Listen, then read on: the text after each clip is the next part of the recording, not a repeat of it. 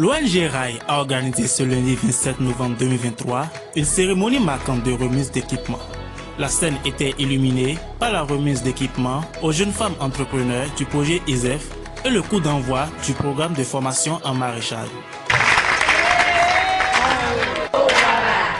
L'événement a démarré par des salutations chaleureuses aux dignitaires et participants, accompagnés d'une prestation enjouée du groupe folklorique Les As de Pique. Les discours du directeur de l'ONG RAI, de Madame Sylvie Labelle de Citia ONG Montréal et de René Dupéré, partenaire financier, ont mis en lumière l'importance de cette journée mémorable. Pour cette troisième édition, dans le cadre du programme ISEF, le RAI, à travers ses personnes ressources et ses formatrices, a renforcé les capacités entrepreneuriales de 50 jeunes femmes entrepreneurs exerçant notamment dans les secteurs de la transformation agroalimentaire, dans l'agropastoral, dans la restauration, et dans l'artisanat et de maraîchage, pour n'en citer que ces secteurs-là. Et ce parcours a duré 6 jours.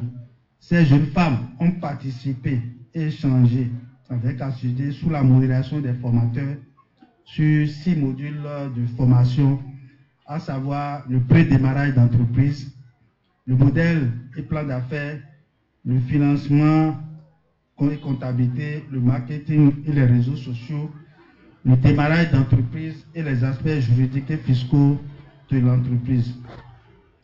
En dehors du développement de ces modules, des ateliers pratiques de coaching sur l'élaboration pratique d'un plan de développement ont été tenus. À la fin de ce parcours, les plans d'affaires les meilleurs déposés par les apprenants seront primés. C'est ce qui justifie d'ailleurs la présente cérémonie de dons de petits matériels et équipements de travail dans divers domaines à 20 jeunes entrepreneurs récipiendaires. Cette année, on a voulu renforcer tout l'aspect de la culture biologique, l'aspect du maraîchage.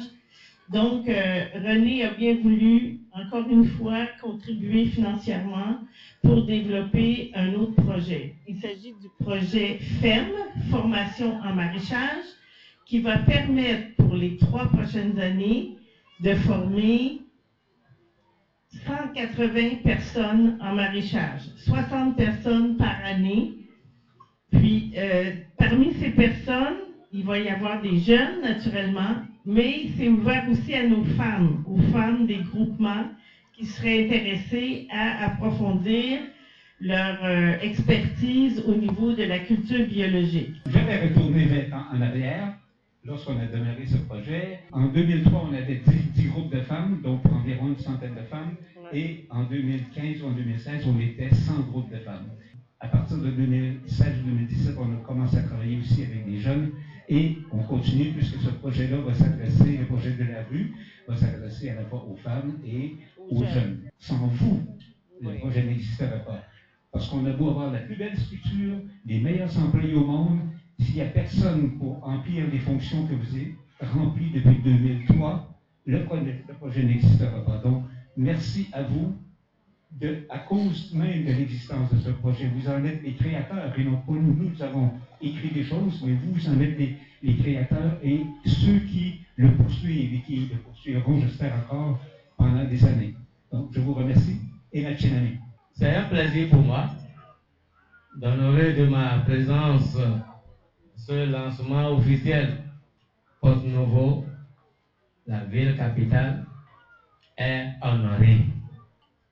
Depuis 2003, ça fait 20 ans que vous êtes décidé à accompagner la ville de Porto Novo. Monsieur le président de l'ONG RAI, merci pour tous les efforts consentis pour maintenir le partenariat avec la mairie de Porto Novo. Au nom de monsieur le maire, son Excellence Charlemagne Yankoti, je lance officiellement ce projet de formation de 180 jeunes femmes en maraîchage biologique 2023-2026.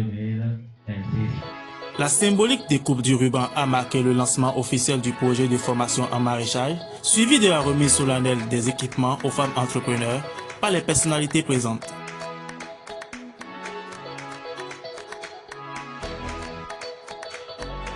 Les remerciements sincères de la représentante des bénéficiaires ont conclu cette journée ponctuée par une visite des stands des fermes, représentant ainsi un pas significatif vers l'autonomisation des jeunes entrepreneurs et le développement durable de la communauté.